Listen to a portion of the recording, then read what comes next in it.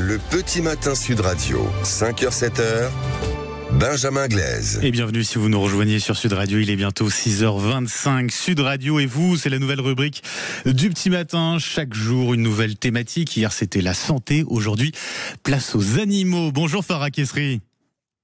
Bonjour Benjamin, et merci pour l'invitation. Avec grand plaisir, vous êtes vétérinaire éthologue, c'est l'étude du comportement des animaux, vous êtes également journaliste.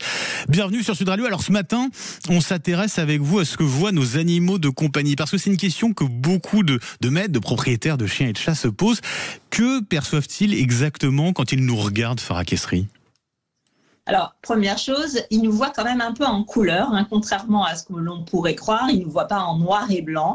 Alors, leur palette de couleurs est un peu différente de la nôtre. Eux, ils perçoivent ce qui est un peu brun, les noirs et blancs, bien sûr, les orangés, les bleus, mais ils ne distinguent pas le rouge du vert. Je donne souvent cet exemple, une balle rouge sur un gazon, eh bien, ils ne peuvent pas faire la différence. Ils ne vont pas apercevoir la boule, la balle, mais ils vont pouvoir voir surtout le mouvement. Ça sera le mouvement qui va pouvoir leur permettre de capter, d'attraper la balle. Et leur vision, en fait, elle est un petit peu, on peut dire qu'elle est un petit peu myope si on la compare à la vision humaine. Nous, par exemple, on commence à voir net à partir de 7 cm. Oui. Eh bien, les chats, ça va être à partir de 25 cm et les chiens, ça va être à partir de 35 cm. Ils distinguent mal tout ce qui est contraste et distance. Et il faut savoir, par exemple, que ils ont une vision binoculaire de face. Comme nous sommes bien des prédateurs. C'est pour ça qu'on a les yeux devant, oui. Contrairement aux proies qui ont les yeux sur les côtés. Donc, leur vision, elle est adaptée à la poursuite et à la chasse. Et alors, ça veut dire, si on rentre un peu dans le détail, on parlait de profondeur de champ. Jusqu'à quelle distance notre chien ou notre chat peut-il nous repérer, nous reconnaître ?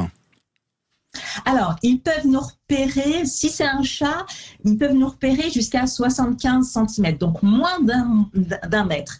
Les chiens, c'est encore moins, c'est 50 cm, vous voyez ? Donc, au-delà, eh bien, il va utiliser beaucoup plus d'autres sens, comme le flair, par exemple. Oui, l'odorat, forcément, ça joue.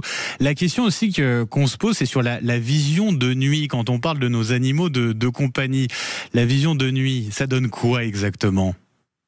Voilà, ils nous battent à plat couture, là, c'est sûr. Ouais. Quel que soit l'animal de compagnie, véritablement, on est battu.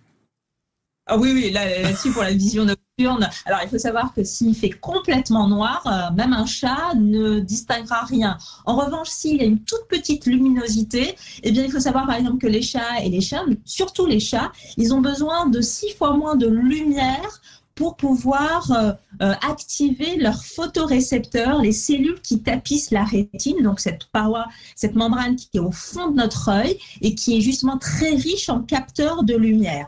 Et ils ont, par exemple, 150 millions de bâtonnets. Ce sont les cellules de la vision qui sont spécialisées dans la vision nocturne, alors que nous en avons à peu près 120. Donc, eux, c'est 150 millions, nous, c'est 120. Et il faut savoir aussi, c'est qu'au fond de leur œil, justement au niveau de leur rétine, ils ont ce qu'on appelle comme un espèce de miroir, on appelle ça le tapedum lucidum, c'est un amplificateur de lumière, c'est ce qui leur permet justement quand on les éclaire la nuit de voir leurs yeux briller. En fait, ce qu'on voit, c'est comme leur pupille, c'est complètement dilaté, c'est ouvert pour permettre d'entrer le maximum de lumière. Et cette membrane-là va amplifier la toute petite quantité de lumière qui existe en pleine nuit. Et c'est pour ça qu'eux, ils ont une super bonne vision nocturne. Alors, les chats battent les chiens, mais les chiens battent les humains aussi. J'avais une petite question très rapide, parce que le temps file malheureusement, Farah Kessri. C'est vrai que c'est amusant de temps en temps quand on voit notre chien, notre chat devant un documentaire animalier où il essaye d'attraper l'animal qui passe à l'écran. Comment ils perçoivent les écrans exactement ? Alors, tout dépend de l'écran. Si c'est un vieil écran, eh bien, ça va être vraiment saccadé et tout, parce que, en fait, il détecte 70 images par seconde, alors que nous, c'est vraiment beaucoup. C'est vraiment 25 images par seconde, entre 16 et 25 images par seconde. Donc eux, ils ont besoin d'une netteté et il faut avoir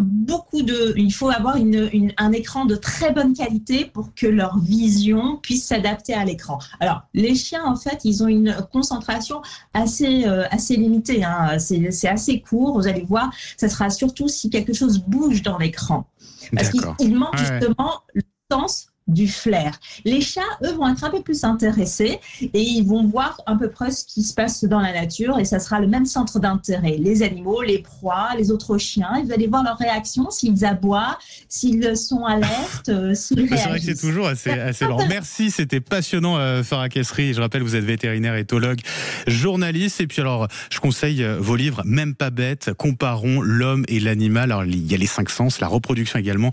C'est coécrit avec Michel Simès. Je vous souhaite une très belle journée. Merci. Merci beaucoup. 6h30 la météo.